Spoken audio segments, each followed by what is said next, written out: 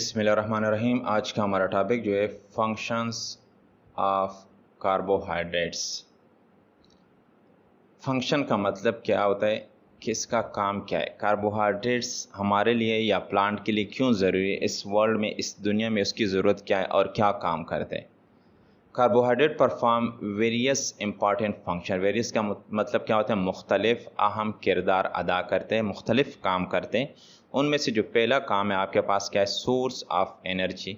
ये हमें या प्लांट को क्या करते हैं, एनर्जी प्रोवाइड करते हैं। सोर्स का मतलब क्या होता है, ज़रिया। ये एनर्जी का क्या है, एक ज़रिया है। किस तरह, carbohydrate are use as a source of energy. Carbohydrate को हम इस्तेमाल करते या प्लांट इस्तेमाल करते एनर्जी के ज़रिए के तौर पे, एनर्जी के सोर्स के तौर पे। The CH bond in the carbohydrate are broken down during respiration and the store energy in this bond is release which is made available to the cell for performing various function. यहाँ पे एक बात किस चीज़ की हो रही है, bonds की बात हो रही है, CH बॉन्ड्स की बात हो रही है। उसके बाद किस चीज़ की बात हो रही है, ब्रोकन डाउन की बात हो रही है, और रिस्पायरेशन की बात हो रही है, और स्टोर एनर्जी की बात हो रही है। और फिर वो ये स्टोर एनर्जी जो है ये बांड में जो मौजूद होती, इसकी रिलीज़ होने की बात हो रही है, और फिर अवेलेबिलिटी की बात हो रही है। ठीक है, आपने भी जब करना होता है तो इसी तरीके से आप इसको हाईलाइट कर सकते हैं अपने लिए आसान बनाने के लिए।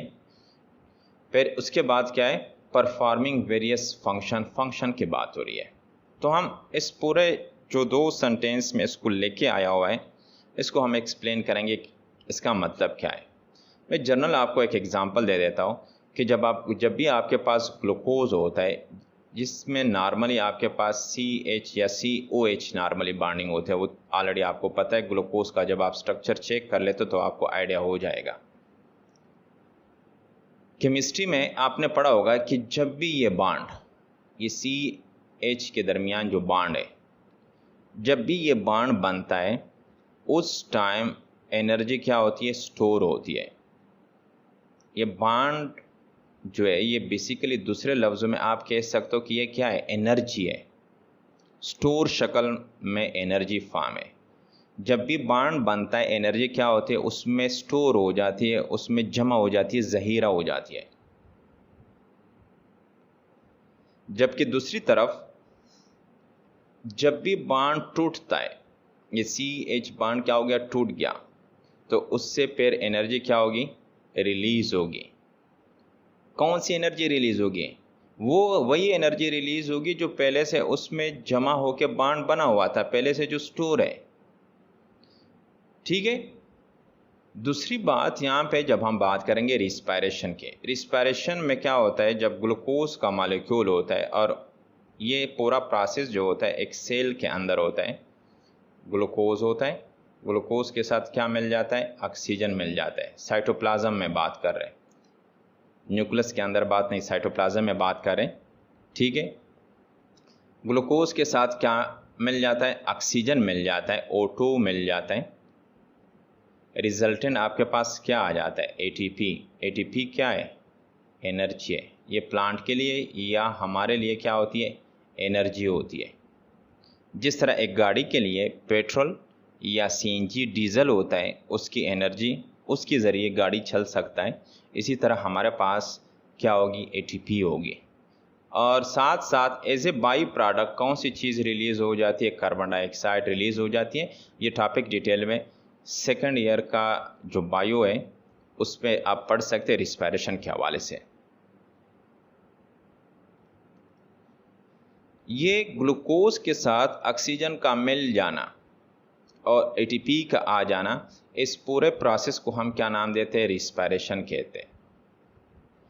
और इस ग्लूकोज के साथ ऑक्सीजन मिल के, ये ऑलरेडी यहाँ पे एक्सप्लेन कर दिया कि ग्लूकोज में जो बॉन्ड होते हैं, CH बॉन्ड होते हैं, वो क्या हो जाते हैं, टूट जाते हैं। इसलिए कहते हैं the CH bond in the carbohydrate molecule, glucose की बात हो रही है, आर ब्रोकन डाउन, टूट जाते ड्यूरिंग रिस्पायरेशन। कौन से अमल के ज़रिए, रिस्पायरेशन अमल के ज़रिए। एंड द स्टोर्ड एनर्जी, और वो एनर्जी जो स्टोर फॉर्म में थी, जो बॉन्डिंग की शक्ल में थी, in these bonds is released, क्या हो जाती है, रिलीज हो जाती है, निकल जाती है।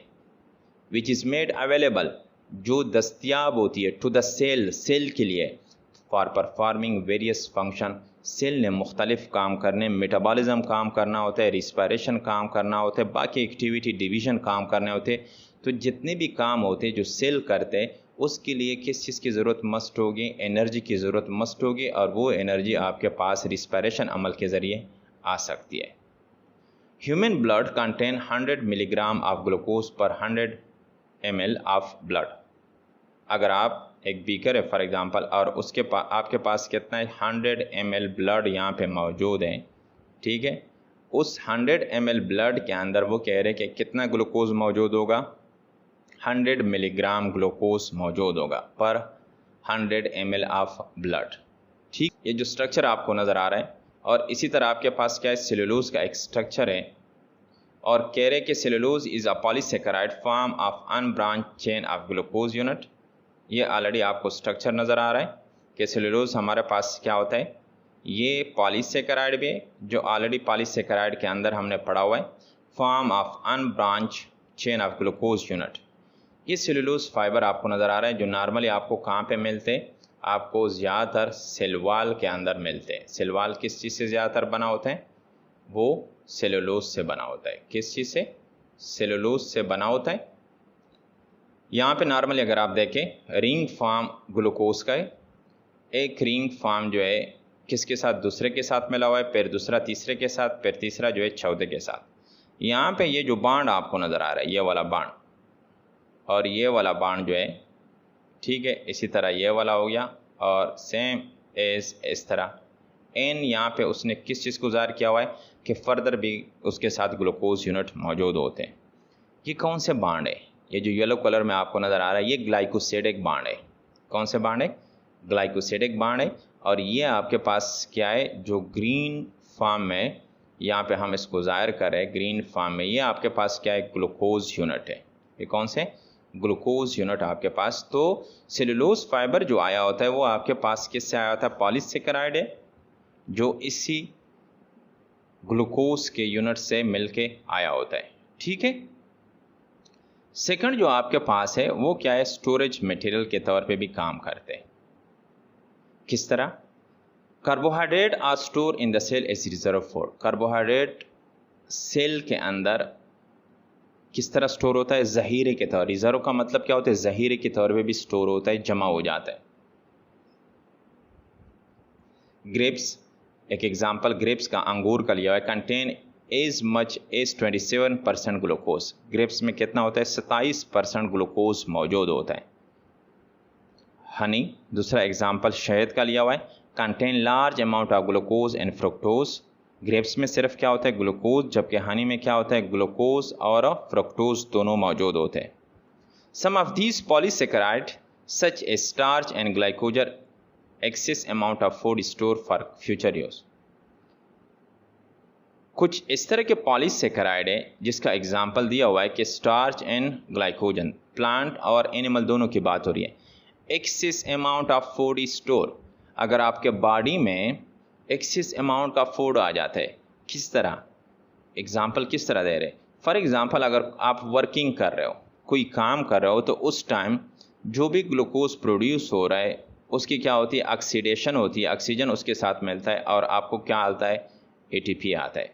मिसाल के तौर पे आप भाग रहे हो या आप पढ़ रहे हो, जिस तरह अभी भी पढ़ रहे हो, ठीक है, तो उस टाइम एटीपी इस्तेमाल हो रही है। लेकिन अगर आप लेट जाते हो तो एटीपी उसी तादाद में ज़्यादा इस्तेमाल नहीं होगी जिस तरह आप पढ़ने के टाइम इस्तेमाल हो रही थी या फिर भागने के टाइम इस्तेमाल हो रही थी। तो इसका मतलब ये हुआ कि हमारे पास ग्लूकोज अभी ज़्यादा वो इस्तेमाल नहीं हो रहे। ग्लूकोज जितने भी बन रहे हैं वो क्या बन रहे हैं, वो ज़्यादा तादाद में बन रहे हैं। अब ज़्यादा तादाद में ग्लूकोज जो होंगे वो स्टोर फॉर्म में चले जाए, इसलिए कहते हैं फूड स्टोर। तो फिर वो क्या हो जाएंगे, स्टोर फॉर्म में चले गए। अगर हम अपने अंदर बात कर रहे हैं या एनिमल की बात करें तो ग्लाइकोजन की शक्ल में स्टोर हो जाएंगे। अगर प्लांट की बात करें तो स्टार्च की शक्ल में।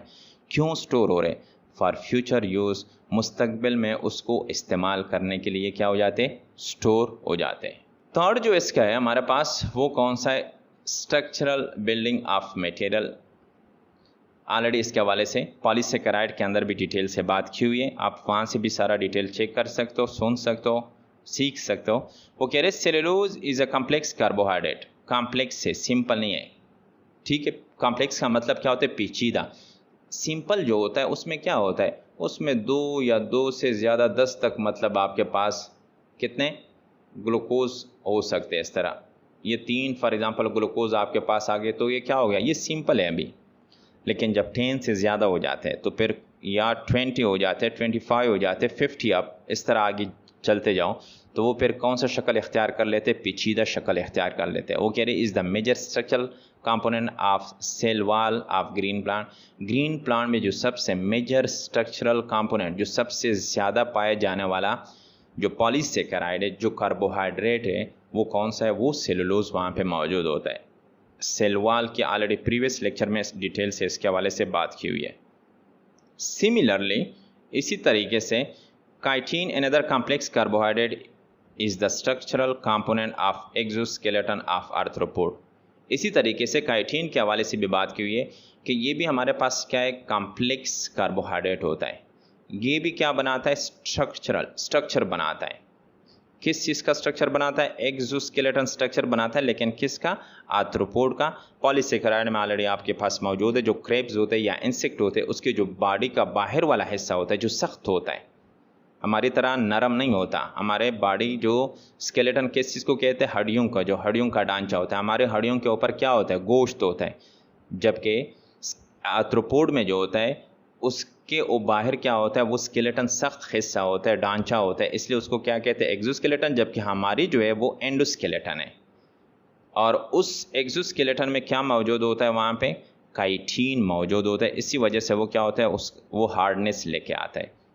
तो उम्मीद है टॉपिक की समझ आई होगी। अगर कोई भी क्वेश्चन हो तो आप कमेंट सेक्शन में कर सकते हो। ओके, अल्लाह हाफिज़।